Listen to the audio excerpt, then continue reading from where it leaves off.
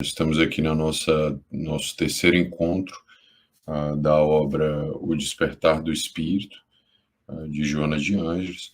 Hoje nós vamos estudar o capítulo 3, né, o torvelinho social e a solitude. Desculpa, não é o capítulo 3, deixa eu só confirmar. Na realidade é o capítulo 2, né, do livro. Nós estudamos a introdução, o texto intitulado A Busca, e agora o torvelinho social e a solitude, né? Na qual ela vai fazer uma análise de um aspecto macro da sociedade, né? E de um impacto que essa sociedade tem sobre a psique.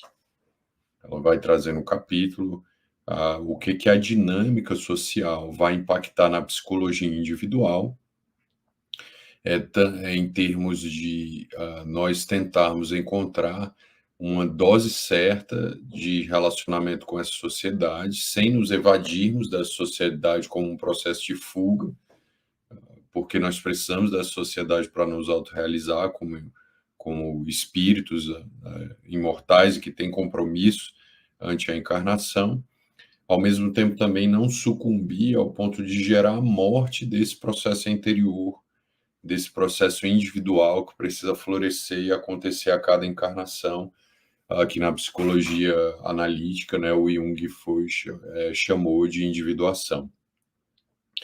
Ela vai fazer um contraponto que a nossa sociedade é uma sociedade que massifica, né, ou ela vai falar de um processo de globalização, é uma estrutura de organização social que ela vai contra o movimento espiritual em vários pontos importantes. O movimento interior, né, a lógica interior, para que nós tenhamos saúde espiritual, alcancemos uma lógica ético-moral de evolução do espírito, como é proposto pelo espiritismo, ela passa muito por uma realização de uma individualidade, né, que é justamente o conceito trazido pela psicologia analítica de individuação, no qual o indivíduo precisa realizar potências de alma que estão se agitando no inconsciente profundo, em estado de semente, ou já de alguma forma desabrochadas, e que precisam acontecer no nível de consciência e serem reconhecidas para que o processo de realização desse espírito, em termos de espírito imortal, aconteça nessa área do desenvolvimento e dos estágios de desenvolvimento da alma, mas não só as potências, mas é necessário também um processo de integração de processos desorganizados, instintivos, e que ainda estão muito adstritos à realidade instintiva, que aparece nas nossas paixões, né, num conceito mais espírita, na ideia das paixões, das más inclinações. O ego precisa filtrar essa realidade em termos de potência, em termos da parte desadaptada da sombra, para que, integrando essa realidade, ele possa acontecer enquanto alma, sem sufocar o mundo interior que anseia por surgir. E dentro dessa caminhada, nós vamos aflorar conteúdos que são egocintônicos, que são compatíveis com a realidade do ego, mas também vamos encontrar uma realidade egodistônica, que são incompatíveis com essa... que são incompatíveis tanto com a vivência social, quanto com o autoconceito, a autovaloração desse ego, que não se reconhece a partir desse lugar do material desadaptado das outras encarnações e dos processos instintivos, automáticos e das paixões que são estágios de evolução. Ou seja, a individuação ela vai trabalhar tanto o aspecto egocintônico da sombra, quanto o aspecto egodistônico da sombra, para que o indivíduo possa se realizar a partir dessa realidade. Quando nós vamos para o social, há um processo do vestir igual, do comer igual, de processos criativos que caminham para um lugar só, né, onde muitas vezes até a morte desse criativo, né, nós temos todo um processo no qual nós não temos essa tinta desse mundo interno encontrando ouvidos de ouvir esse mundo, né?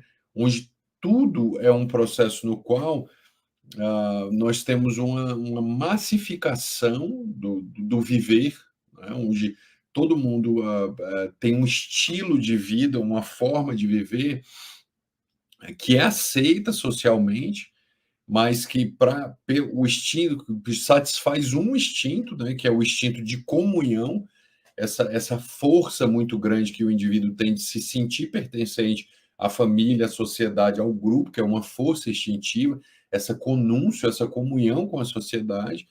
Esse instinto é satisfeito, mas para satisfazer esse instinto de comunhão, paga-se um preço alto, porque todos os demais instintos eles podem ser sufocados. Não digo todos, porque são satisfeitos no nível do ego, de maneira mais superficial, mas toda uma riqueza de maneira mais geral da alma, em termos de individual, ele vai ser sufocado para satisfazer esse instinto de comunhão, onde o indivíduo vai começar a fazer coisas iguais ao que todo mundo faz, né, sem qualquer raciocínio. Se aquela realidade, o problema entra aí, né? Não dizendo que essas coisas são totalmente ruins, não é essa a ideia, mas que a relação dessa alma com essa proposta de massa, ela é feita sem reflexão, para que dentro dessa proposta massificada haja de alguma forma uma reflexão para ver se aquilo faz eco na minha personalidade, e fazendo eco eu posso encontrar um espaço de realização pessoal dentro da proposta de massa que foi proposta pela sociedade. O que acontece normalmente são imagens de adaptação que são propostas dentro dessa realidade social, que ela sufoca tanto o aspecto egodistônico da alma quanto o aspecto egocintônico da alma, né? De alguma forma, aí ela vai falar que a sociedade mata a individualidade, né? Ela vai matar o processo de individualidade. Quando isso ocorre, o homo tecnológicos, que a gente viu no capítulo anterior, ele vai se tornar uma peça da máquina, né? Uma peça. Porque essa proposta de vivência globalizada, ela passa por uma psicologia muito perversa, na qual é identificado dentro de nós demandas instintivas, as quais precisam ser satisfeitas no nível inconsciente ou de maneira neurótica. Aquelas demandas elas são identificadas e são gerados produtos de compra, formas de viver, estilos de vida que satisfazem conflitos e apaziguam conflitos neuróticos cuidadosamente estudados, para que o indivíduo viva no nível do ego, buscando uma satisfação do ego, em total desconexão com a totalidade espiritual. Então, essa realidade, ela é preparada, essa globalização, ela é preparada para vender muito, para comprar muito, para se divertir muito, para beber muito, para comer muito, para viajar muito, que é uma extroversão na proposta da globalização, que ela vai gerar um processo de dissociação neurótica da realidade. E tudo isso é pensado, né? Todas essas formas de estilo de vida, a forma de viver, o lifestyle, né? Dos influencers da internet, são processos que vão gerar, de alguma forma, perturbações, porque eles vão satisfazer toda uma lógica do ego, gerando uma dissociação dentro da realidade do processo de individuação, ocorre uma desconexão. Então a Joana vai dizer que a sociedade ela mata a individualidade. O que equivale a dizer que ela mata o processo de individuação, porque o ego vai perdendo a conexão e a lucidez dos processos interiores, que muitas vezes são até totalmente incompatíveis com a proposta da globalização interior.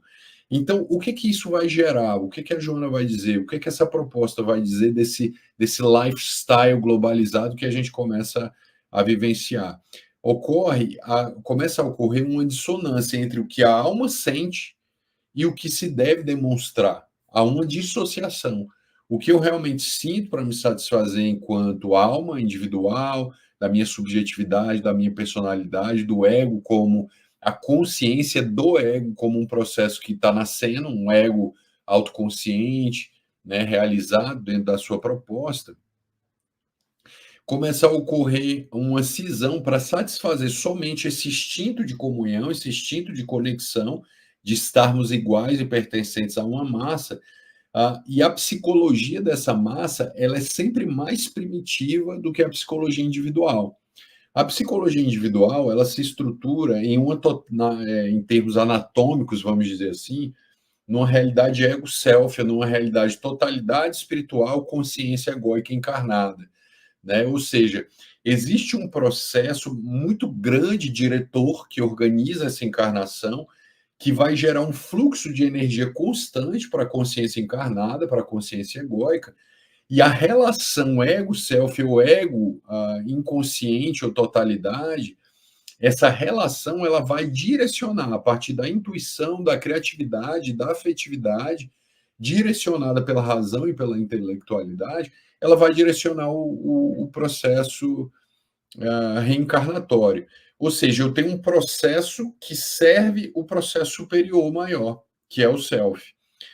Dentro dessa realidade, na psicologia das massas, é como se eu tivesse só uma grande massa sem um processo de relação, um processo diretor que coordene isso, numa relação ego-self.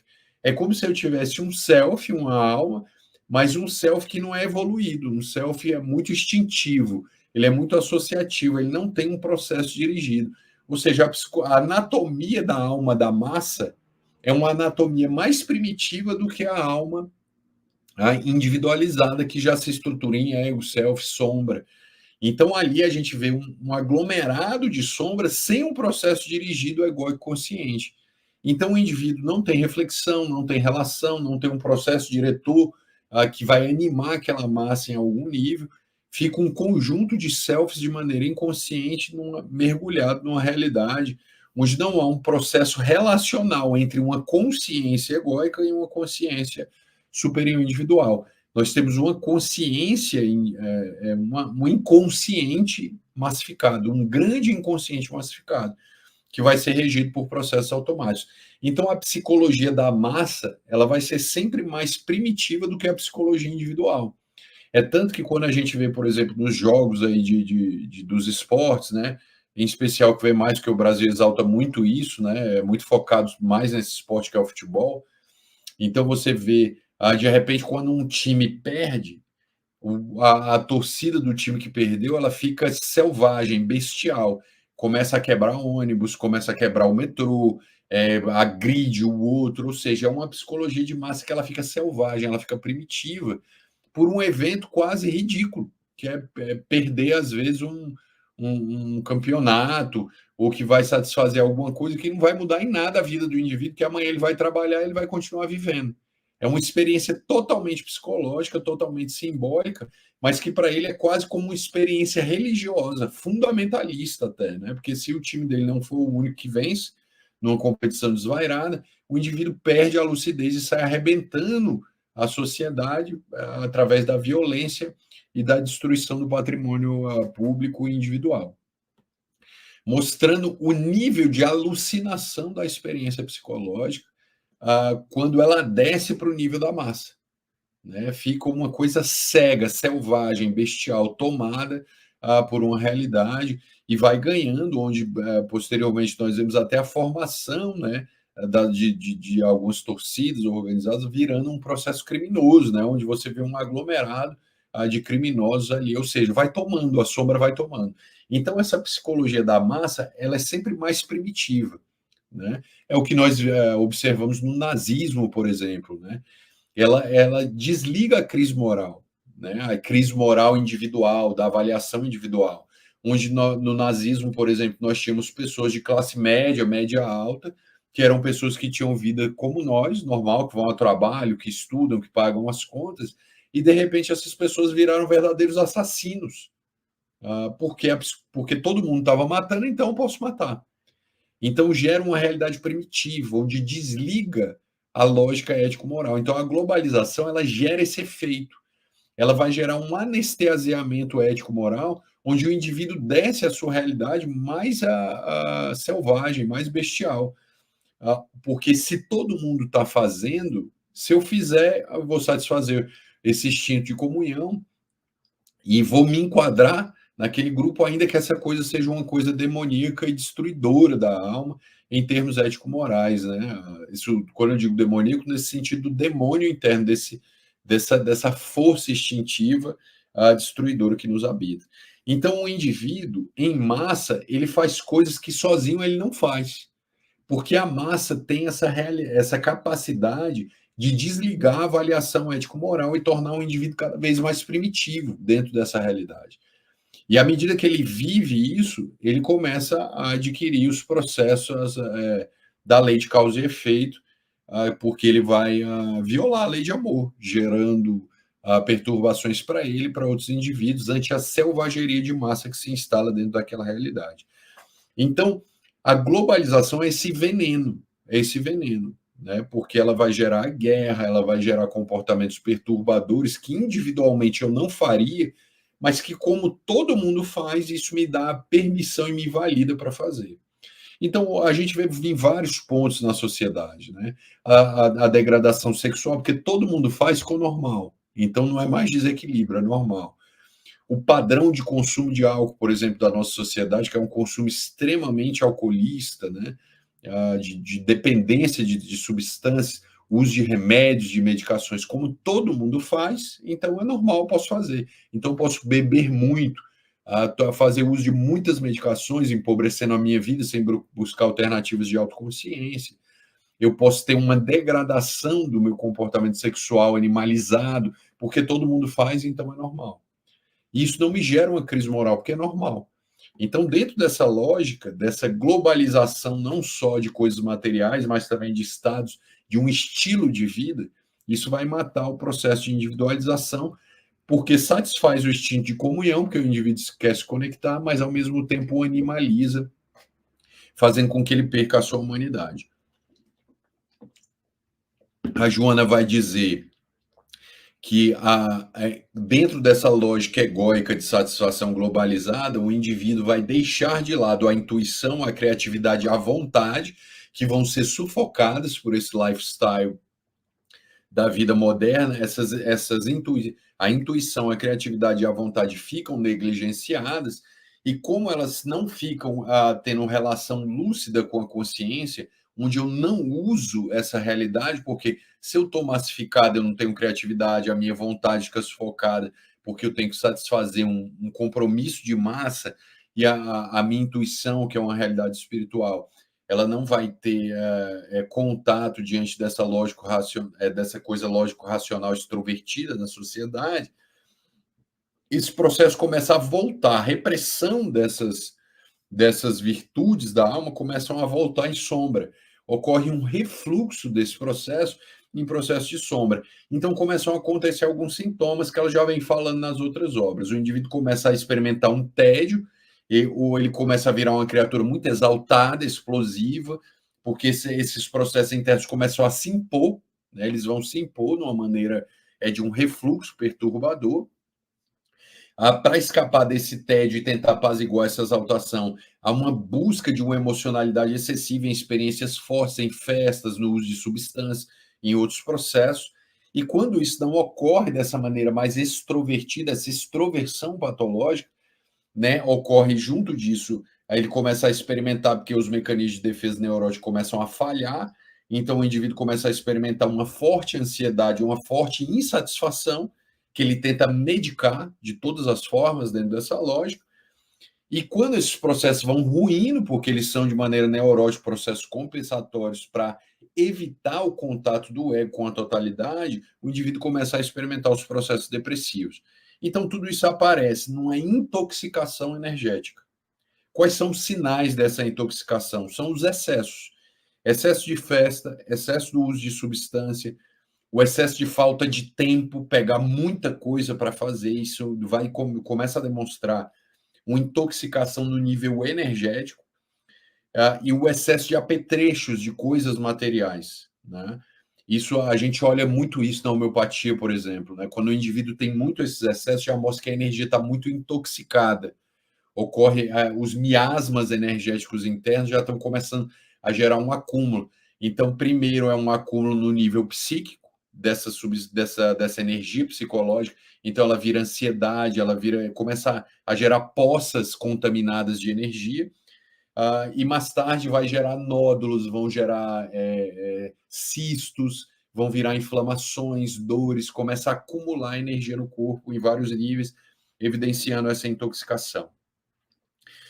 E a Joana, ela propõe uma saída para isso, ela vai propor uma saída para essa realidade. Então, ela vai trazer a solitude como uma proposta de reconexão.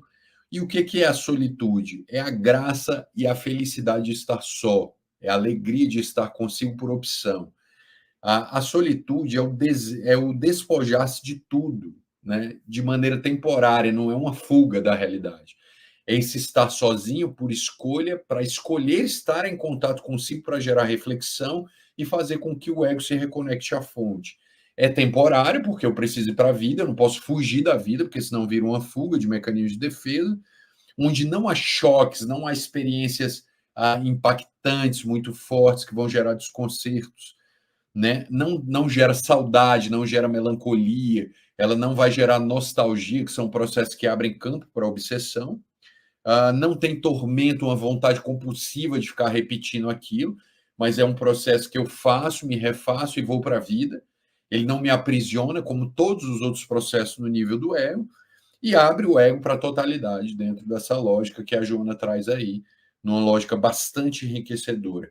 Isso vai gerar um pouco volume de coisas, né? Ou seja, é um volume diminuído de festa, de substâncias, de falta de tempo, de coisas materiais, de tecnologia excessiva em volta, fazendo com que essa solitude abre um campo antessala para o processo de meditação, onde nós chegamos no nível mais alto de conexão do ego com o self, onde essa meditação, esse processo de meditação que exige técnica, estudo e um conhecimento, embora seja muito simples, né, como, por exemplo, a meditação transcendental, que é uma meditação fantástica para realizar dentro desse processo, onde você vai ter a liberação da psique dessas toxinas de acúmulo que são geradas pela fase globalizada que a consciência vive, num processo de inconsciência do ego, né? Onde o indivíduo tem um ego, mas esse ego é inconsciente de si mesmo. Ele é inconsciente de si e da realidade do self, onde a consciência fica violada. Então, a meditação ela vai gerar a desintoxicação energética, evitando o avanço desse miasma energético, dessas energias, para as inflamações, para os nódulos e mais tarde para o câncer, né? Esse miasma do cancerinismo que vai evoluir no nível físico, né, para que seriam uma das piores doenças nesse sentido, e no nível psicológico, a gente vai sair do excesso do acúmulo energético que conduz o excesso para a extroversão, que seria uma ansiedade patológica, e o excesso para a introversão, que seria um excesso de energia no inconsciente, que seria a depressão, quando essa energia foge para o inconsciente, gerando a perda do sentido existencial e a desconexão, ou essa extroversão inconsciente, gerando também a perda e a dissociação nos processos neuróticos profundos, sendo ambos acúmulos de energia que evidenciam intoxicações psíquicas no nível espiritual.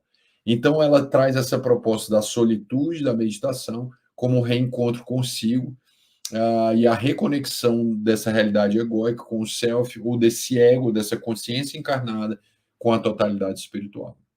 Fica aí essa proposta, né, para fugir, esse não é o termo certo, mas para lidar com o torvelinho social, porque eu não posso fugir, porque eu preciso estar no mundo, mas eu preciso estar no mundo sem ser intoxicado por esse mundo dentro dessa realidade, tá certo?